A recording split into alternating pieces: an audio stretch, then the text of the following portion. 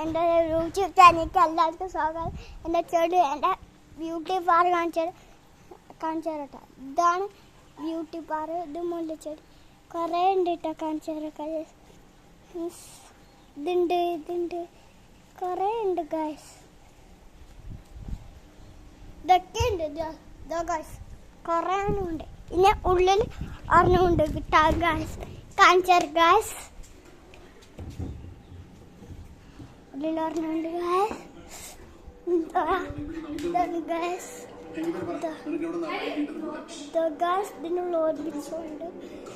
മീനൊക്കെ നമ്മുടെ മീനൊക്കെ ഉണ്ട് ഗൈസ്. മീനൊക്കെ ഉണ്ട്. മീൻ ഗൈസ്.